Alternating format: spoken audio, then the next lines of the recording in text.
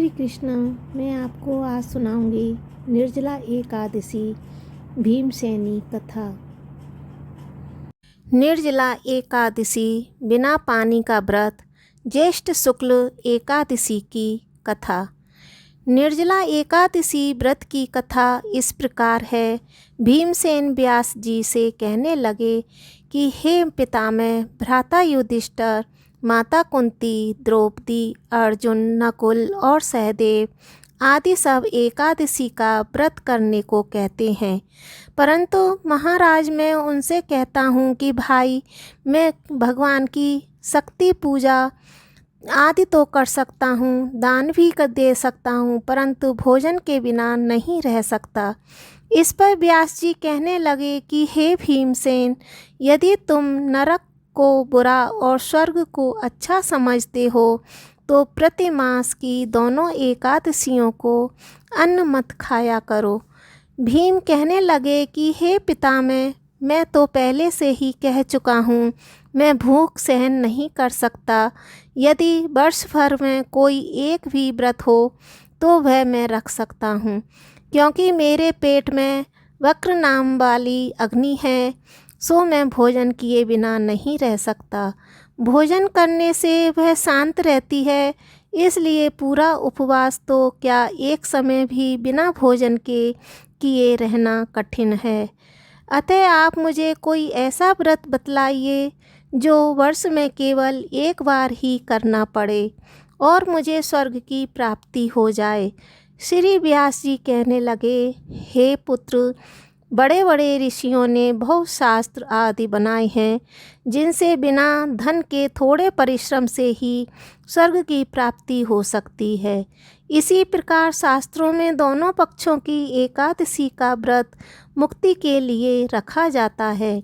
व्यास जी के वचन सुनकर भीमसेन नरक में जाने के नाम से भयभीत हो गए और काँप कर कहने लगे कि अब क्या करूं?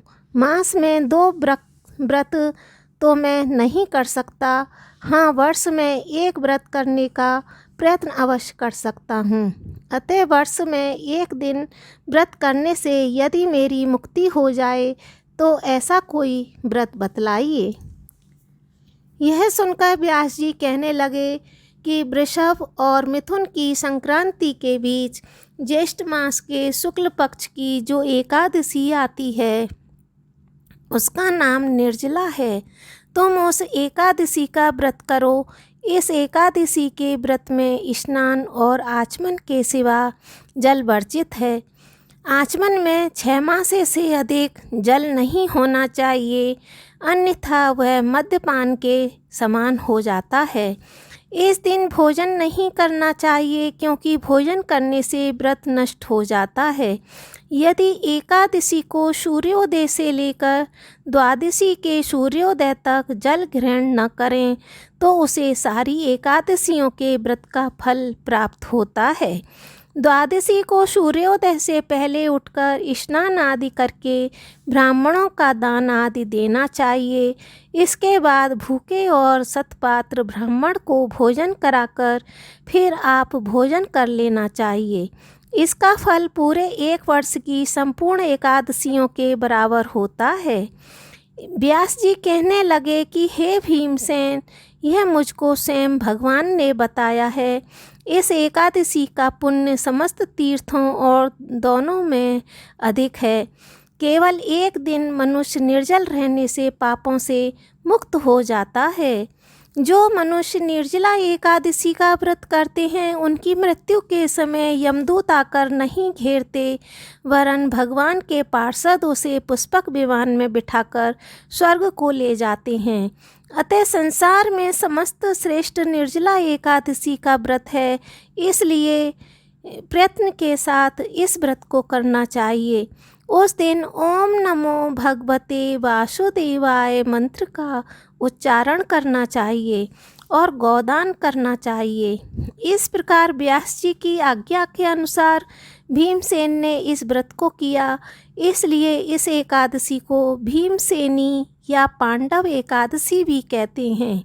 निर्जला व्रत करने से पूर्व भगवान से प्रार्थना करें, हे भगवान, आज मैं निर्जला व्रत करता हूँ, दूसरे दिन भोजन करूँगा। मैं इस व्रत को श्रद्धापूर्वक करूँगा, अतः आपकी कृपा से मेरे सब पाप नष्ट हो जाएं। इस दिन जल से भरा हुआ एक घड़ा वस्त्र से ढककर स्वर्ण सहित दान करना चाहिए। जो मनुष्य इस व्रत को करते हैं उनको करोड़ों फल सोने के दान का फल मिलता है, और जो इस दिन यज्ञादिक करते हैं उनका फल तो वर्णन ही नहीं किया जा सकता। इस एकादशी के व्रत से मनुष्य विष्णु लोक को प्राप्त करता है। जो मनुष्य इस दिन अन्न खाते हैं वे चांडाल के समान होते हैं, वे अंत में नरक में जाते हैं। जिसने निर्जला एकादशी का व्रत किया है वह चाहे ब्रह्म हत्यारा हो, मद्यपान करता हो, चोरी की हो या गुरु के साथ द्वेष किया हो, मगर इस व्रत के प्रभाव से स्वर्ग जाता है। हे कुंती पुत्र, जो पुरुष या स्त्री श्रद्धापूर्वक इस व्रत को करते हैं उन्हें अग्रलिखित कर्म करने चाहिए। प्रथम भगवान का पूजन, फिर गोदान, ब्राह्मणों को मिष्ठान व दक्षिणा देनी चाहिए तथा जल से भरे कलश का दान अवश्य करना चाहिए। निर्जला के दिन अन्न, वस्त्र, उपाहन, जूती आदि दान भी करना चाहिए। जो मनुष्य भक्तिपूर्वक इस कथा को पढ़ते या सुनते हैं उन्हें निश्चय ही स्वर्ग की प्राप्ति होती है। जय श्री कृष्णा। राधे राधे।